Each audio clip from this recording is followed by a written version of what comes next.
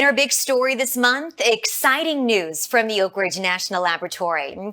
Team members with cleanup contractor UCOR reached a significant milestone at one of the largest deactivation projects at the site.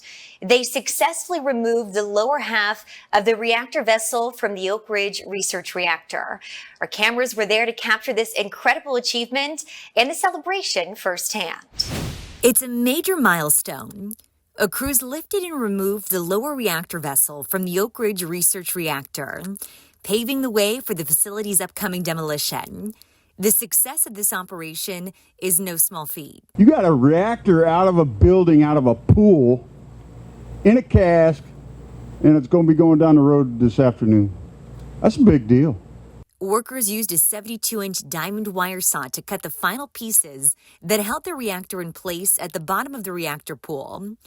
Then they used a 20-ton crane to lift that equipment and load it into a protective cask to ship it for disposal off-site.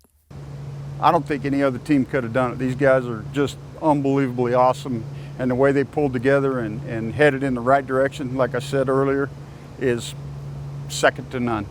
UCOR cut and removed the top portion of the reactor vessel last fall.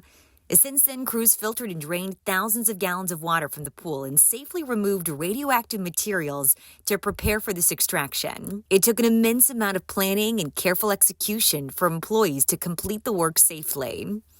Because it's a research reactor, there weren't as-built drawings for this facility, and we've had to do a number of compensatory actions to get through that. The primary one is we've had to drain the pool, lower the pool level, and cut everything in the dry, as opposed to in the wet, and the controls that we've put in place.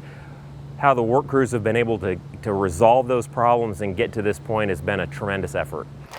Following the successful removal, leadership showed their appreciation by hosting a cookout. They commended the workers' persistence through such a complex and challenging process. Typically, the deactivation takes longer than the actual demolition of the facility, so it'll take several years to completely deactivate the facility.